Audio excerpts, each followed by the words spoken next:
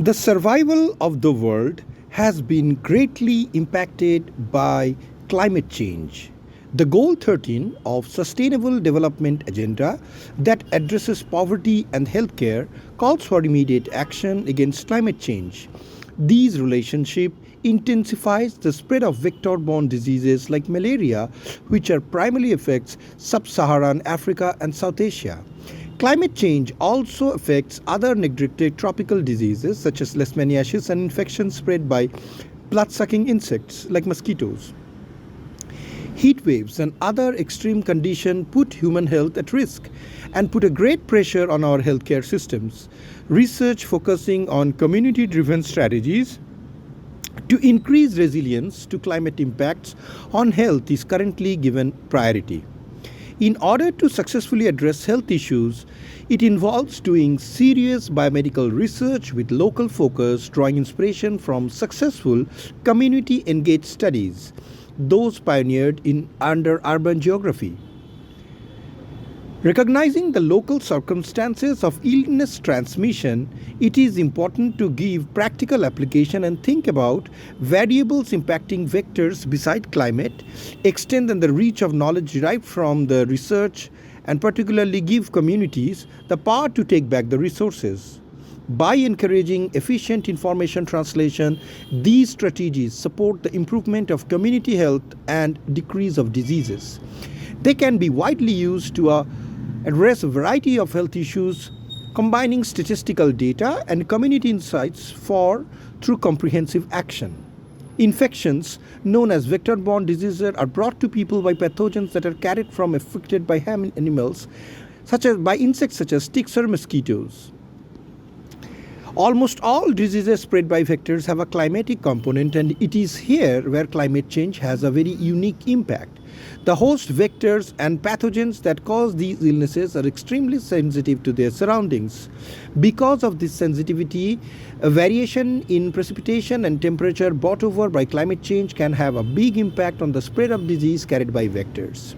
Three main ways that climate change affect vector-borne diseases include increased appropriateness of habitat for vectors.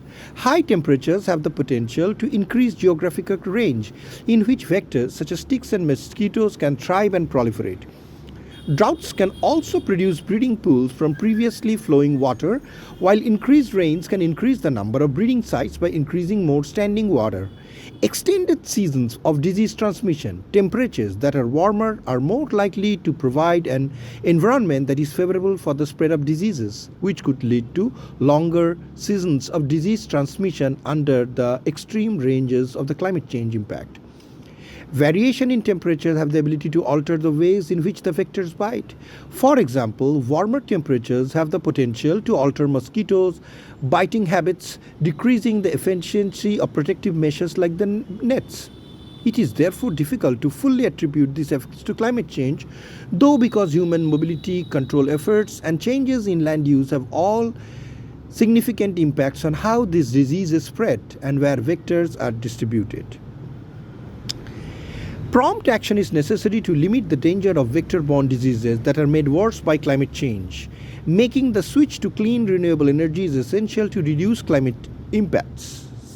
It is important to make sure that everyone has access to medical treatments and illness management, improve disease surveillance by community monitoring and the health education to identify outbreaks at an early stage, reduce exposure to vectors by utilizing techniques using pesticides, windows and door screens, protective clothing and habitat alteration, utilize cutting-edge technologies to hasten the development of vaccines, giving management of wetlands a first priority and get rid of vector breeding grounds too close to the populated areas, and investigate novel vector control tactics and strategies such as mosquitoes contaminated with Wolbachia.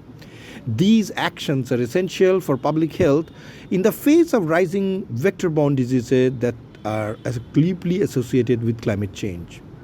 According to a 2022 study published by The Lancet Planetary Health, by 2070, an additional 4.7 billion individuals may be more susceptible to dengue and malaria as a result of climate change.